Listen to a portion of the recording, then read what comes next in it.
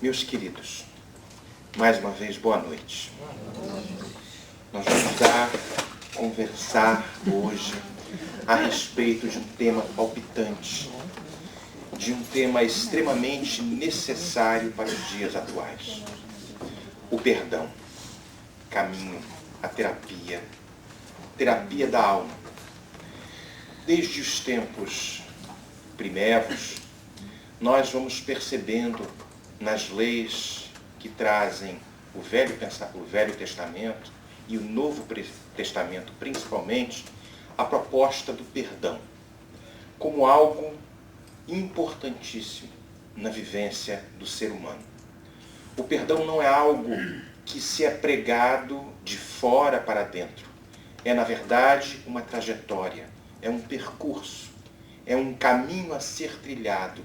Ele é muito mais este caminho do que propriamente um ponto de chegada. Porque o ponto de chegada, que sem dúvida é o alcance destas potencialidades, das nossas virtudes maiores, neste caminho de perdoar e sem dúvida perceber nestes limites que cada um de nós impõe na sua capacidade de amar, de se doar, estendendo cada vez mais estas fronteiras e descobrindo-se, melhor dizendo, redescobrindo-se, que nós somos todos filhos de Deus e com potenciais que nós nem imaginamos.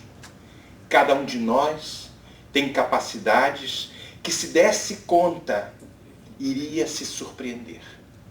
No atual momento da nossa existência, nós buscamos cada vez mais nos aprimorarmos nas nossas capacitações intelectuais.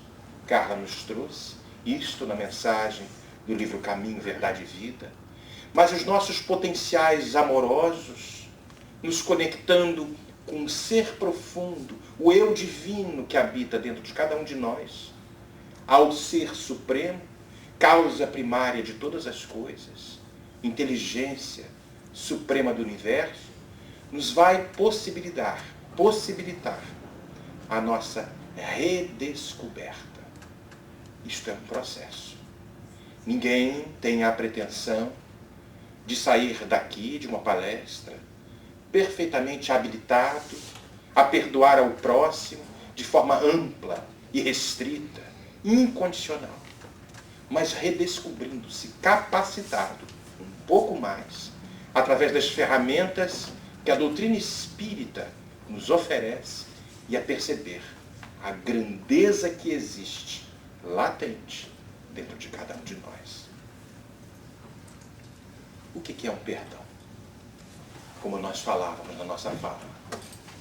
Logo na oração dominical, nós temos um trecho, está extraído desta oração: Pai, perdoa as nossas ofensas, assim como nós perdoamos aqueles que nos têm ofendido. A proposta não é uma proposta religiosa, de alguém que nos trouxe algo dogmático para ser seguido cegamente. É muito mais do que isso. Uma proposta psicoterapêutica do espírito imortal. Jesus, quando nos trazia algumas palavras, ele não falava e não nos trazia determinados ensinamentos para momentos circunstanciais, momentos temporais. Ele nos trazia palavras de vida eterna, porque o espírito vai viver pela imortalidade. Ele, sem dúvida, sedimentando aquelas lições que arraigavam-se cada vez mais no coração do ser humano, assim como Pedro os recebeu, de forma um pouco ainda desconfortável, não entendendo muito bem, e Jesus repetia nas lições: tu me amas? Tu me amas, mais uma vez? Tu me amas? Porque seria num determinado momento a necessidade dele neste processo de compreender o amor numa amplitude muito maior, de se auto-perdoar no momento da negação do Cristo de Nazaré, do Cristo de Deus. Há propostas psicoterapêuticas extremamente profundas que devem ser sublimemente analisadas. E digo sublime porque todos nós Somos criaturas sublimes, criados por Deus. Não há nada maior no universo infinito do que o Criador. Nada maior. Nada se supera ao amor infinito do Criador do universo. Tenhamos certeza de que tudo que Ele faz tem uma destinação infinitamente bela, bonita, harmoniosa. Então, enquanto nós, neste atual momento, não conseguimos nos perdoar e perdoar aos próximos, aguardemos no estudo, na examinação profunda de cada uma das nossas dificuldades, para que, como falávamos no começo, o limite seja alargado. E vai ser no exercício de cada uma destas potencialidades, nas pequenas atitudes que vamos, como aquele que se exercita para alcançar títulos maiores, ganhar medalhas, como aquele atleta que cada vez mais estende mais os seus limites, exercitando-se, fazendo abdominal, fazendo os pulos, nadando mais, marcando o seu tempo, que os músculos do sentimento vão buscar nas pequenas tarefas do perdão menor, dos atos mais ínfimos, o perdão maior, nas situações mais extravagantes e mais desafiadores da nossa existência. Porque Deus, através do Cristo que programa, dentro desta conjuntura espiritual que nos programa as encarnações para melhor nos aprimorarmos, vai encontrar no momento exato, na encarnação precisa, quando podemos alcançar a potencialidade de perdoar uma falta devido à lei de causa e efeito que deflagramos no passado. Não há um fardo mais pesado que Deus nos dá que não possamos carregar. O que nos falta muitas vezes é a vontade, é o conhecimento, é a certeza, com fé, de que tudo está certo, para o momento certo, para o local exato e que ninguém sofre de forma inconsequente. Sempre haverá dor neste processo de crescimento, mas o sofrimento maior é opcional, no entendimento de que há uma lei que tudo regula, que tudo concorre para o aprimoramento. Então, o perdão é esta viagem, muito mais do que um porto de chegada. É também um ato, mas é sobretudo um hábito de caminhar. É um processo, não só um estado circunstancial, como havíamos dito. É uma viagem. Perdoar sempre e constantemente, exercitando estes músculos. E aí nós vamos nos dar conta um dia, meu Deus, como eu consegui perdoar isso? Já vem praticando há muito tempo. As coisas vão cada vez sendo mais fáceis. Por isso a constância. A própria palavra, a etimologia da palavra perdoar, vem do latim perdonare. Per é um périplo, é um completo, é perpassar, ir em volta. E donare é de entrega, de se doar.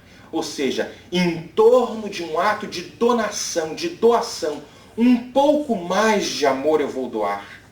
Para esta dificuldade que me convida a um ato reflexivo, porque se eu sofri alguma ação danosa, ou se eu fiz algum ato danoso, está aí na questão do perdoar e do auto-perdão, não nos encadeando nas cadeias que nós mesmos promovemos e às vezes cultivamos, transformando situações tóxicas para a nossa própria existência.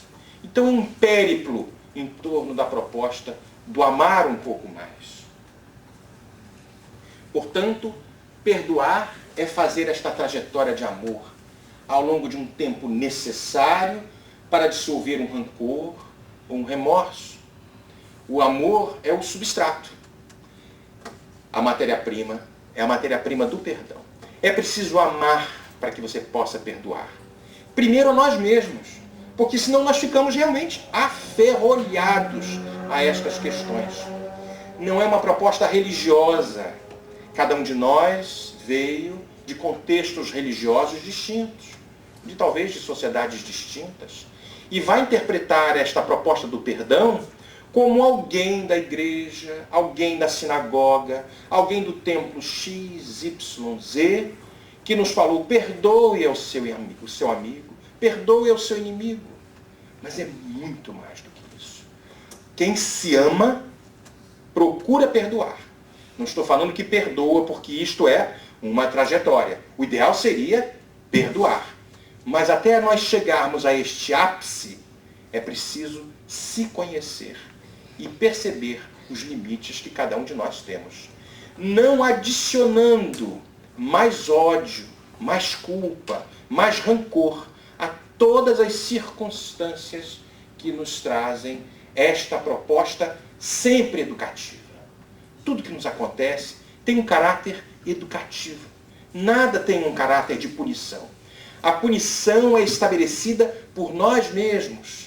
Nós criamos situações, às vezes, e se nós reflexionássemos, fizéssemos uma viagem nesta nossa atual existência, porque, sem dúvida, existem situações que remontam a outras existências. Mas se nós pudéssemos fazer uma viagem, naquele momento eu fui um pouco intolerante, eu fui egoísta, eu fui vaidoso, eu fui orgulhoso demais. Aí a gente vai perceber, ali eu falhei. Ali eu falei uma coisa que eu não deveria ter falado. Poderia ter ficado calado e teria me poupado um grande sofrimento. Poderia ter agido de forma diferente. Mas como é que eu poderia ter agido diferente? Se aquilo que ele me fez me botou numa situação lá embaixo. Quem é que te botou lá embaixo? Foi algum tipo de sintonia que foi estabelecida entre o agressor e aquele que encontra receptividade num presente malévolo que nos é enviado? Só recebemos o presente que nós quisermos, dando-se conta de que há um processo de dupla face neste sentido do perdoar e consentir ao perdão. Nós vamos perceber a dinâmica do crescimento da alma no sentido de uma elevação que, sem dúvida, vai ser imprescindível e inadiável para que a gente possa sofrer cada vez mais. Esta caminhada, para ser concluída, pode durar, por exemplo, 1 minuto. A gente pode perdoar rapidinho aqui, 1 minuto. Pode demorar um dia, uma semana, um mês, um ano, uma década, uma vida inteira para perdoar aquela famigerada que me traiu, aquele sócio que me roubou, aquele homem ou aquela mulher que fez isso ou que fez aquilo, e às vezes demorando vidas e vidas, num processo de remoimento. Remoimento, nem sei se existe a palavra, mas tudo bem, são palavras inventadas pelo mundo espiritual.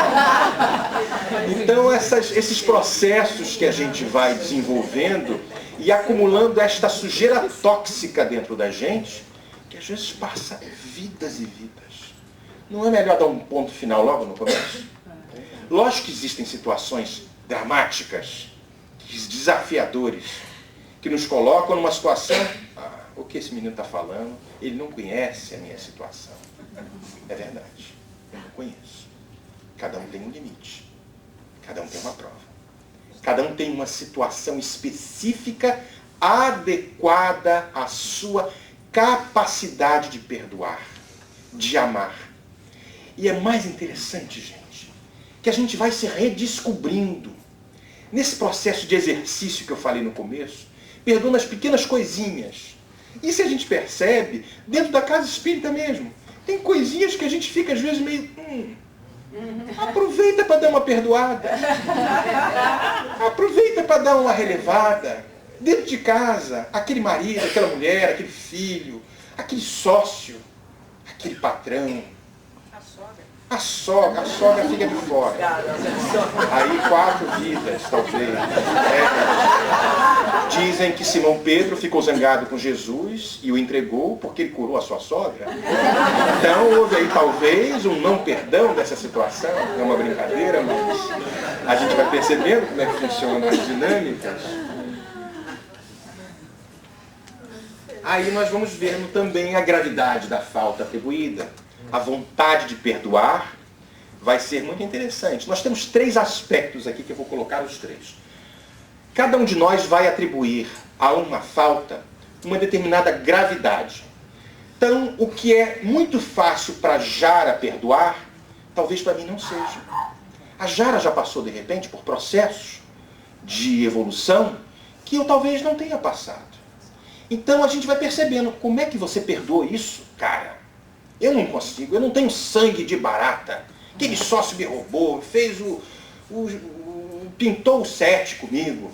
Não acredito que você tenha feito isso. Cada um de nós tem capacidades que vai descobrir impressionantes. Então, nós vamos atribuir, sem dúvida, um peso à mesma falta que acontece com fulano, com Beltrano, tem um peso muito mais forte. Mas, quem é que tem mais vontade? A vontade de perdoar. E aí eu trago mais uma vez a vontade de perdoar, não como sendo uma proposta externa, como uma proposta de autocura, uma autoterapia, a terapia da alma. Porque quem perdoa se liberta. Gente, isso é muito sério. O mundo nunca precisou tanto de perdão. Nunca precisou tanto de perdão. E as situações vão acontecendo naturalmente no nosso dia a dia. E aí nós temos duas possibilidades.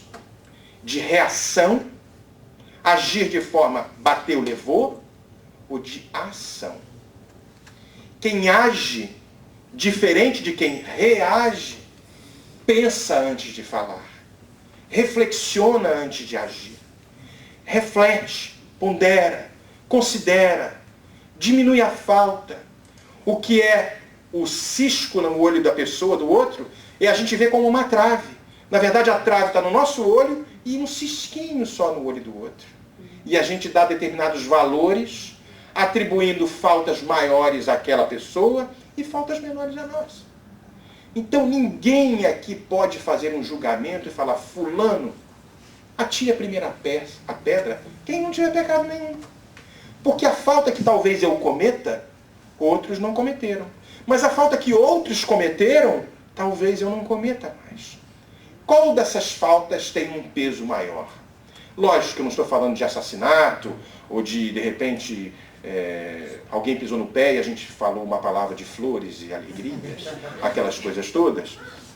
Mas eu estou falando de uma coisa muito mais séria, que eu acho que vocês perceberam. O que significa? E a capacidade de amar para efetivar o perdão.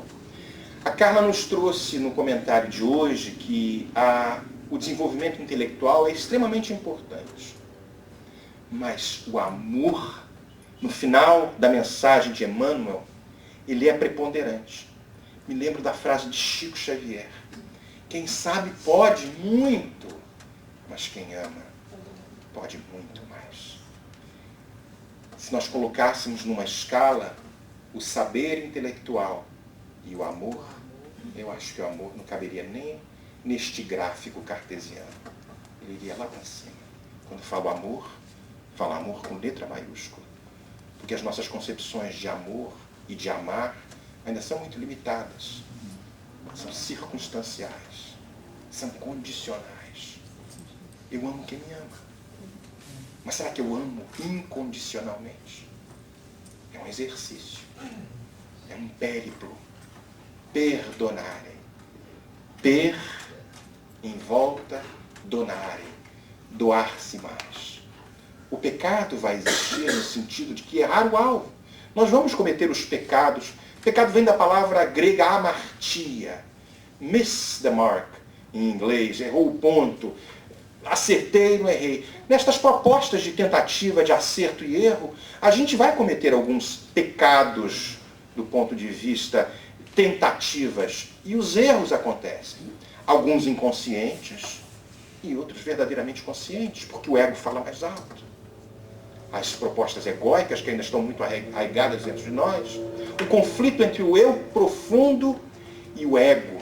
Nesse périplo das reencarnações, nós assumimos vários egos, várias personas, várias personalidades.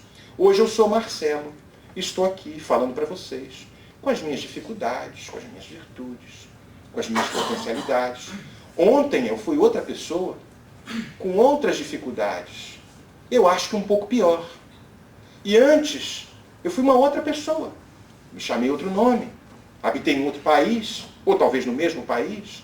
Tive uma outra família, ou talvez a mesma família, e a gente troca de posto. Quem era pai vira filho, quem era filho vira pai, quem era mãe vira filha.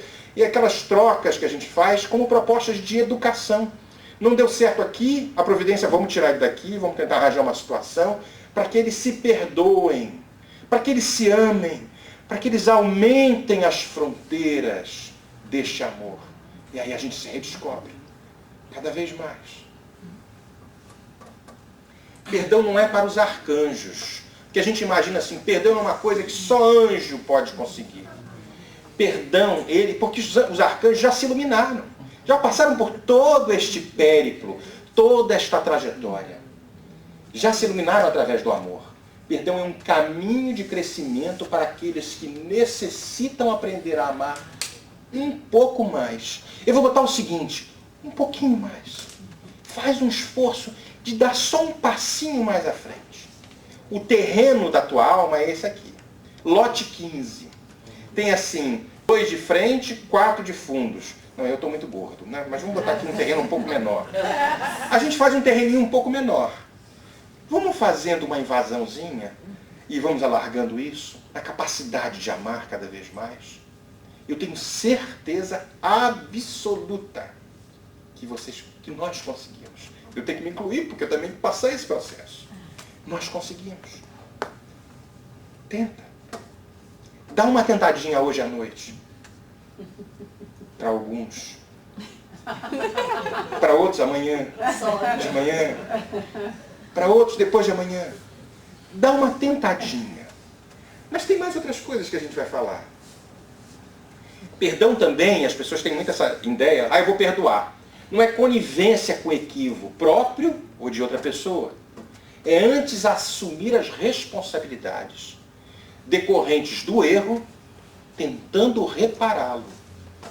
Então, quem errou, ou quem cometeu uma falta, reconhece realmente, aí vale a examinação interior, nesse processo de autoconhecimento, porque a gente, às vezes, através do ego, a gente bota como é que chama aqui? Um blind, bem grande, aquela cortina preta, e a gente não consegue enxergar. O que tem de errado? A doutrina espírita, ela é fantástica, porque ela nos traz as propostas do autodescobrimento. Gente, isso não dá para fazer por ninguém. Só nós conseguimos fazer isso. A gente dá até uma camufladazinha, aqui todo mundo fica santo. Oh, meu irmão, minha irmã, uma coxinha de graça aqui, um pastel, entendeu? E vem aqui. Eu aceito a coxinha, eu aceito. Mas aí a gente vai percebendo que esse processo é pessoal e intransferível. Cada um de nós sabe os seus limites, sabe as suas capacidades, na verdade. E está tudo bem, e está tudo certo. Ninguém quer aqui que vocês saiam de asa, ou que a gente saia de asa, batendo asa e voando por aí. O ideal seria esse, mas Jesus sabe que isso é um processo. Mas não é legal a gente começar mais cedo? Vamos poupar tempo de sofrimento e vamos em frente. Tem algumas consequências do não perdão. A culpa tóxica e o rancor. Aquele que desenvolve culpa, até depois, posteriormente, processos de remorso, ou o rancor, ou seja, o desejo de vingança, o ódio. A culpa só é desejável, porque a culpa é uma coisa, olha só, isso é muito tricky, não sei como é que fala em português. É muito sutil. Ela só é desejável quando se apresenta como arrependimento. Ou seja, a gente caiu em si. Dê-me conta disso. Abrindo espaço para um novo movimento da alma em direção à ação reparadora. Fora disso, ela pode nos aprisionar, criando mecanismos internos e dando chance de processos obsessivos. Porque nós somos campos vibratórios. O nosso espírito é um campo vibratório. O nosso perispírito é um campo vibratório. E estas vibrações vão acabar atraindo para nós mesmos companhias de acordo com as frequências que nós emitimos. É muito bom a culpa quando tem este sentido, dar-se conta de, cair em si.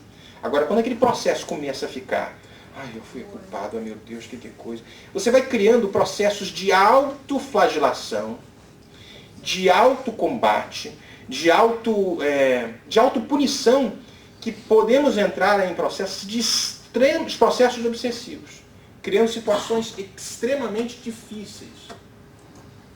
Na proposta de Mateus, no Evangelho de Mateus, no capítulo 5, nos versículos 25 e 26, quando Jesus nos traz reconcilia-te o mais depressa possível com o teu adversário, enquanto estás a caminho com ele, para que não suceda que ele te entregue ao juiz, que o juiz te entregue ao seu ministro e sejas mandado para a cadeia.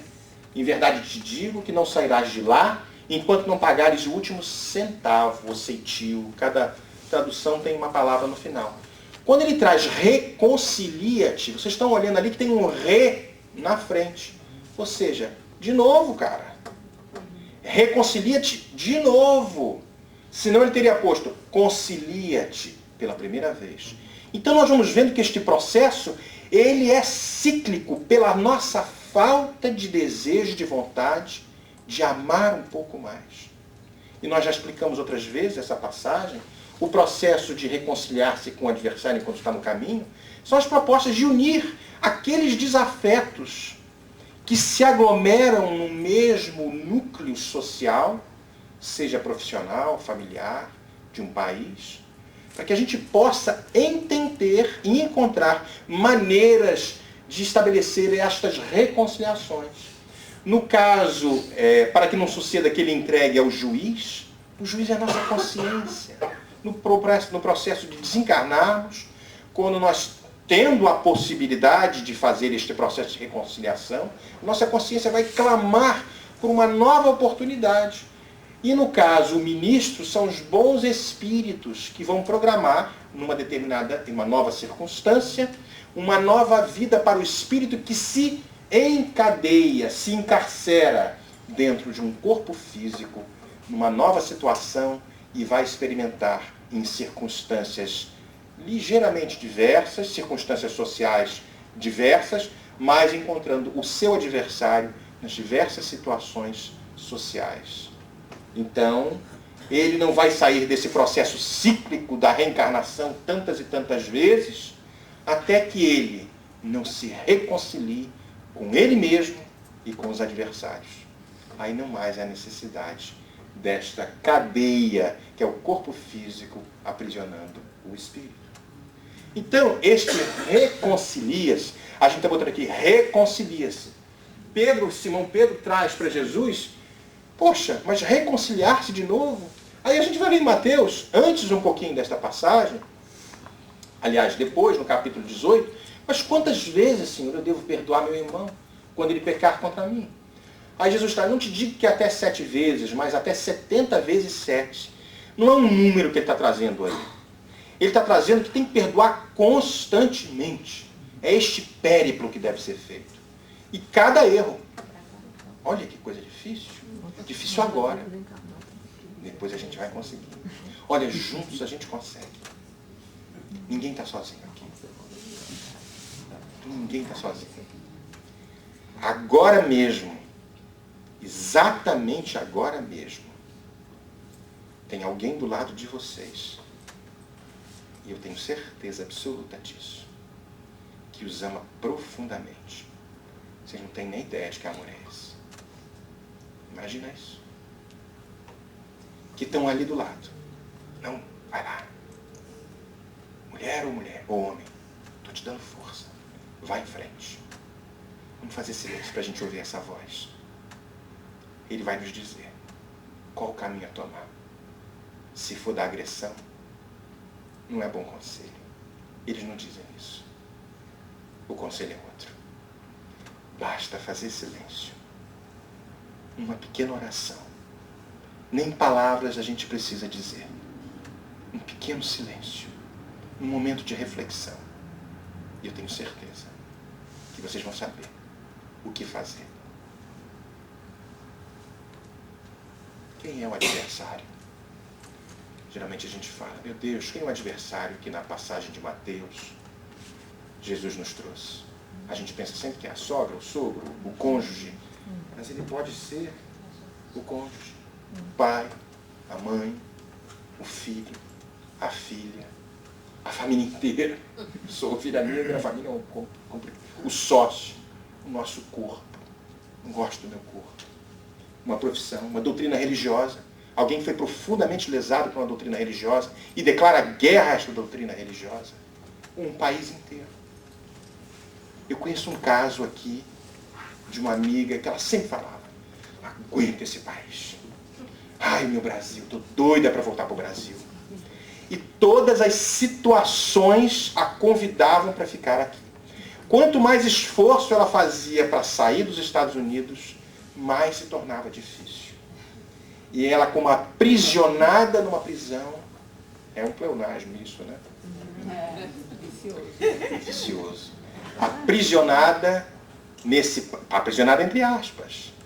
Ela teve que um dia fazer as pazes com os Estados Unidos da América e encontrar-se numa profissão que não era a profissão que ela imaginava para a sua capacidade intelectual, muito bem formada no Brasil, e aqui tendo que sujeitar a determinadas situações.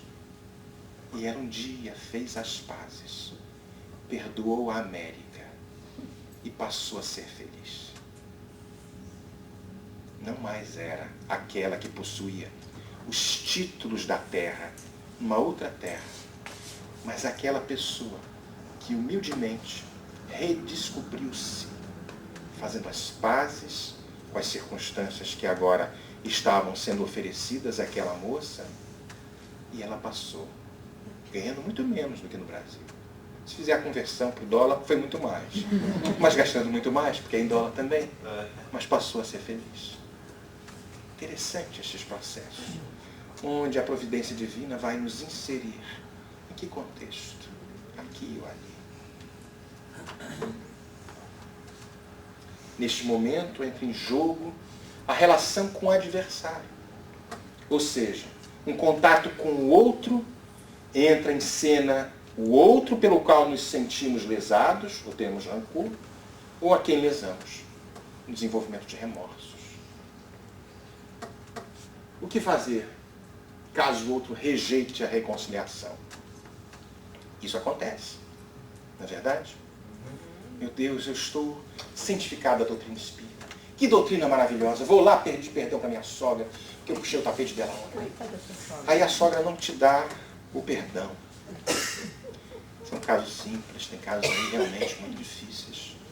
Nós lesamos de forma extremamente,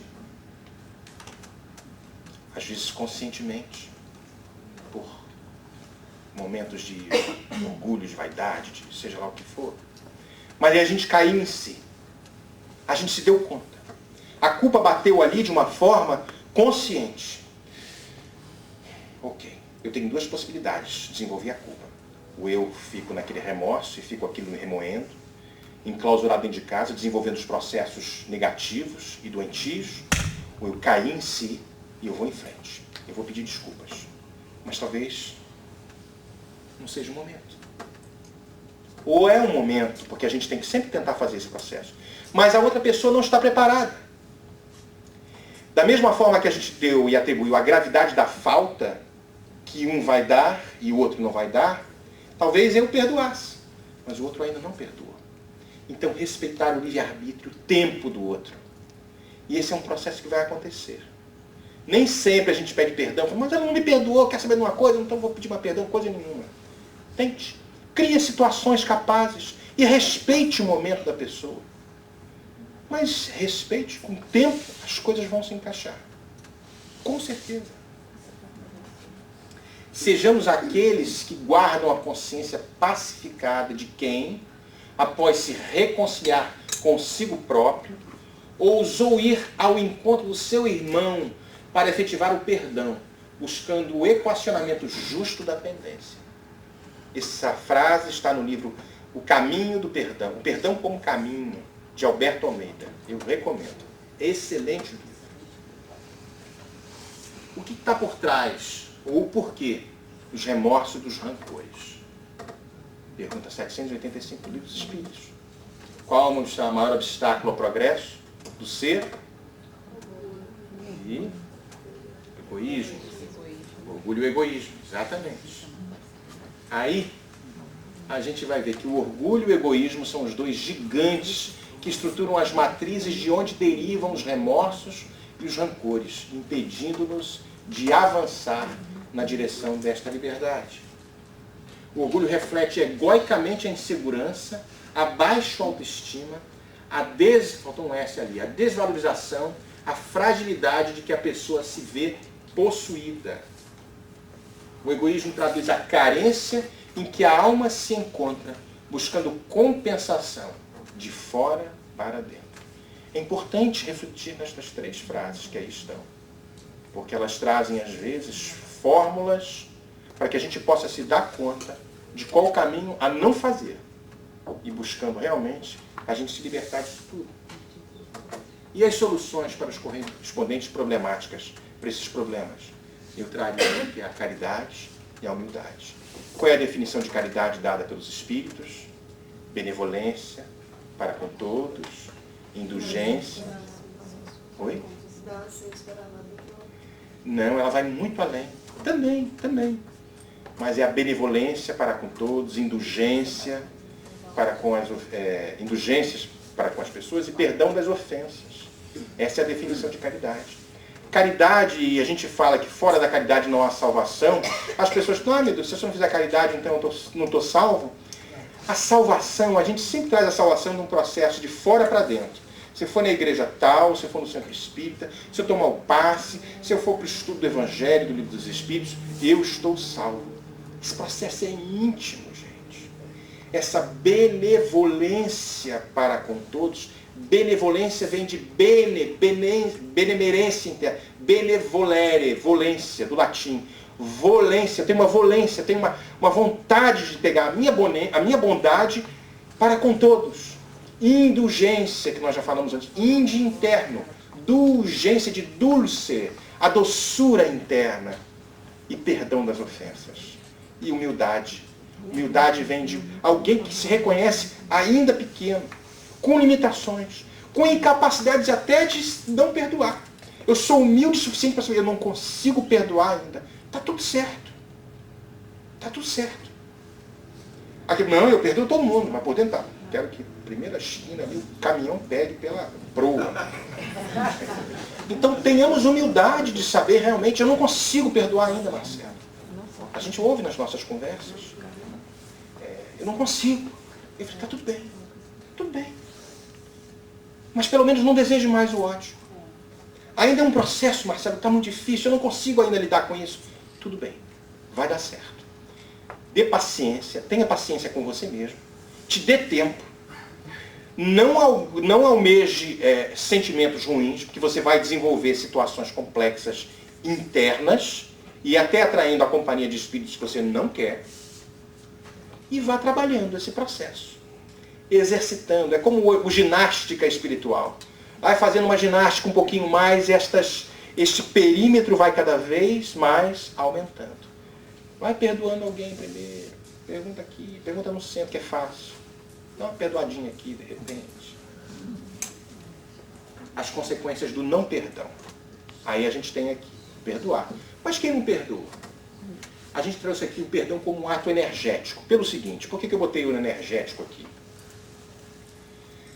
Quando alguém perdoa a si mesmo ou ao próximo, é como uma luz que se acende.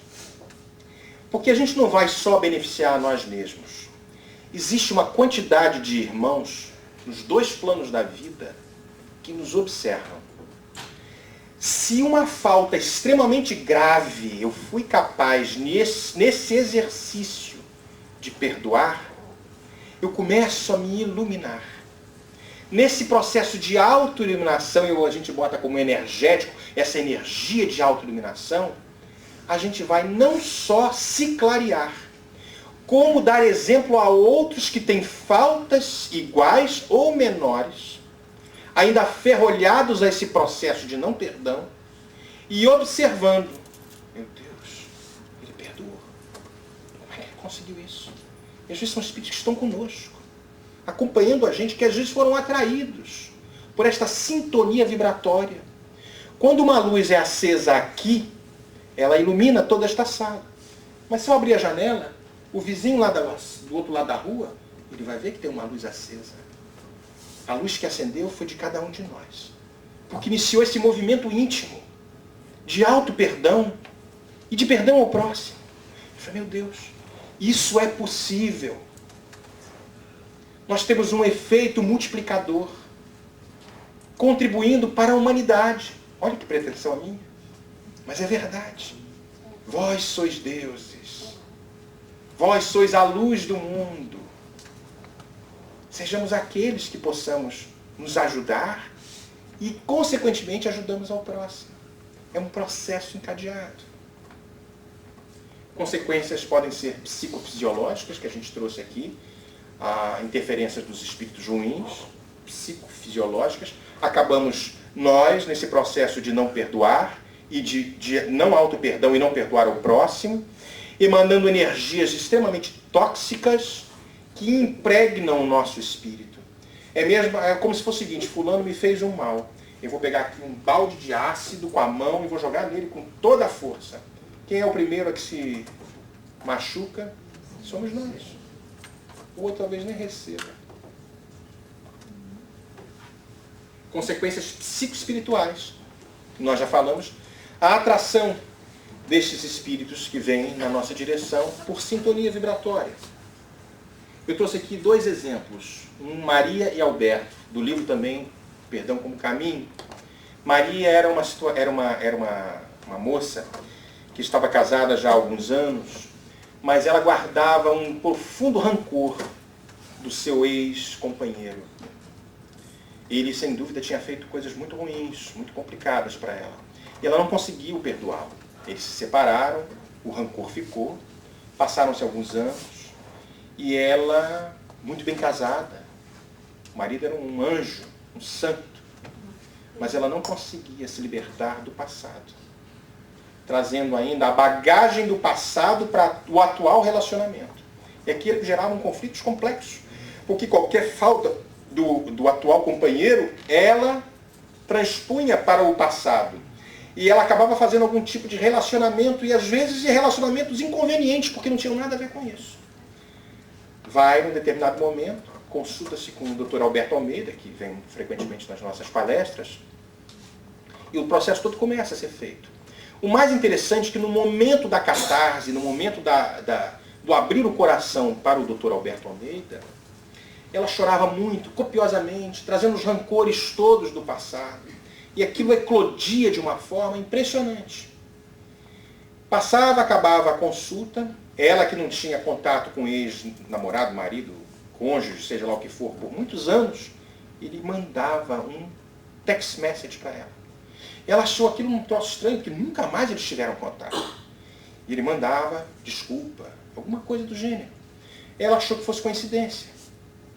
Na próxima consulta, passou-se uma semana, terminou a consulta, ela botando tudo para fora, externando todos os conteúdos.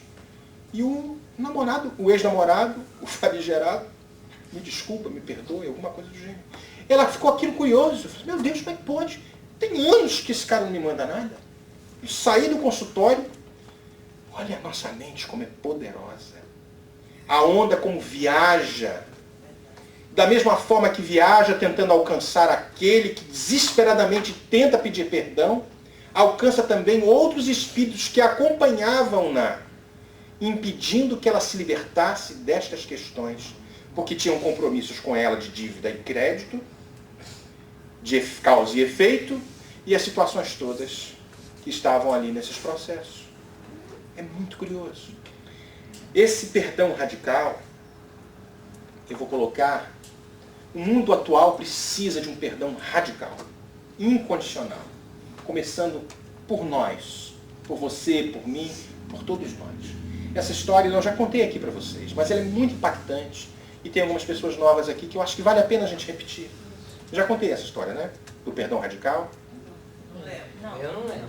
Em 1920, mais ou menos, na guerra entre a Turquia e a Armênia, onde foi uma situação muito calamitosa, considerada até um genocídio, os armênios morreram, foram exterminados, uma grande quantidade, pelos turcos. Numa das cidades armenas, um coronel com o seu pelotão entra numa casa, um coronel turco com o seu pelotão entra numa casa armena. Ali estava o pai, a mãe, as 3 filhas. Essa história está no livro O Perdão Radical, por Brian Zand. Ele é um pastor evangélico e traz de uma forma muito interessante. Eles chegam ali, metralham, matam o pai e a mãe na mesa de jantar, pegam as 2 meninas, abusam delas sexualmente, fazem de tudo naquele momento e as matam depois. E a outra, um pouco mais velha, eles levam como escrava sexual, escrava de tudo. A vida daquela mulher, daquela menina, arrasada completamente. Passaram-se meses neste processo, encadeada naquela situação, mas numa circunstância ela consegue fugir. Ela foge e, devastada, sem direção, os processos vão se dando de autoaprimoramento. Ela ingressa numa escola de enfermagem e outros processos acontecem de autodescobrimento. Passam-se alguns anos, a guerra havia cessado, e quase cessando, e esta moça passa a exercer a carreira de enfermagem num campo, num hospital do exército armeno. E ali muitos soldados, turcos e armenos, eram recebidos. E às mãos desta moça foi confiada a um senhor que estava extremamente debilitado, quase que à morte. Era certo que ele fosse morrer, desencarnar. Mas o carinho, o amor, a dedicação incondicional desta enfermeira, dias e dias, em cima daquele homem, salvou-o da morte. Isto era visível naquele hospital, porque todos a consideravam como uma santa. Aquele homem é curado depois de 6 meses e meio, 7 meses. E ele, sentindo-se profundamente reconhecido, gostaria de falar com ela, pede ao diretor do hospital que chamasse a enfermeira, porque ele nunca trocou uma palavra com ela. Sem poder falar, numa situação muito difícil, chama a enfermeira e a conversa se dá junto com o diretor.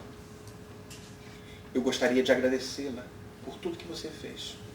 Tenho total reconhecimento de que se você não estivesse aqui, eu não estaria mais na Terra. Não há de quê. Você é da onde? Eu sou da cidade tal. Eu conheço essa cidade. Eu sei que o senhor conhece essa cidade. A voz dele tremeu, porque ele reconheceu a voz. Como assim? No dia tal, numa tarde, o senhor entrou com o seu pelotão, executou os meus pais, fez das minhas irmãs sexualmente abusadas e depois as matou. E depois me levou. Eu estou um pouco diferente, mas sou a mesma pessoa. Ele tremeu e ficou realmente impressionado com tudo aquilo. E por que você não me matou? Você tinha toda a chance de me matar e ninguém ia perceber, porque eu estava praticamente à morte. Porque quando, no momento que consegui escapar, no meu momento de desespero, eu conheci um sublime Galileu que me apresentou o perdão radical na sua forma mais ampla. E eu consegui perdoar, não ao Senhor, mas me recompor nesta terapia que é uma viagem. Então vá em paz. Ela verdadeiramente havia perdoado aquele homem. E ele, profundamente tocado, com aquelas palavras sinceras, porque não foi para contar vantagem. Ela estava pacificada e ciente de que só através do perdão radical iremos alcançar momentos de profunda plenitude. Eu vou trazer um vídeo aqui, que já mostramos outras vezes, e que talvez tenha um impacto para algumas pessoas. E a ideia é essa, porque todos os processos educativos começam na família. A célula familiar é a primeira escola de cada um de nós. Se nós falharmos na escola, o que é uma probabilidade, teremos a grande probabilidade de falharmos lá fora. Então é preciso que nesta oportunidade a gente consiga, de forma razoavelmente satisfatória, dar os primeiros passos naquele agrupamento social que chamamos de família.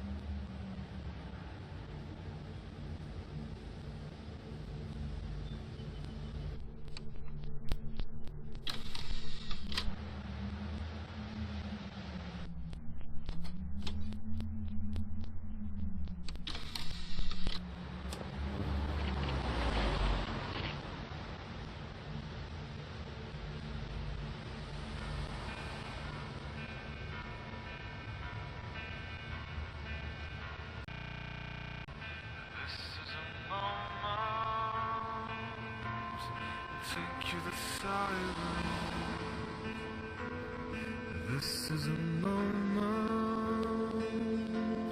that take you to silence.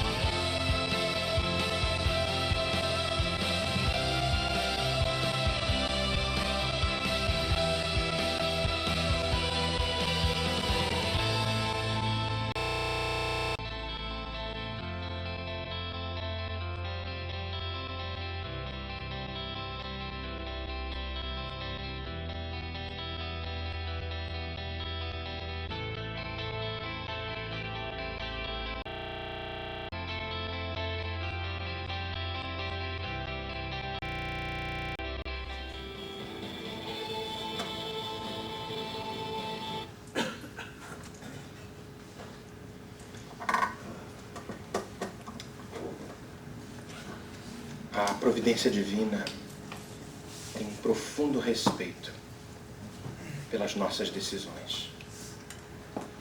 E estas decisões são sagradas na concepção deles, certas ou erradas. Porque eles sabem que isto é um processo. Mas vai caber a cada um de nós dar este passo um pouco à frente e estabelecer um limite mais amplo, um passo mais ousado e a coragem de não permitirmos que coisas tão complexas e dores tão intensas se estabeleçam dentro de nós. Quando tudo for pedra, atiremos a primeira flor. Muita paz a todos.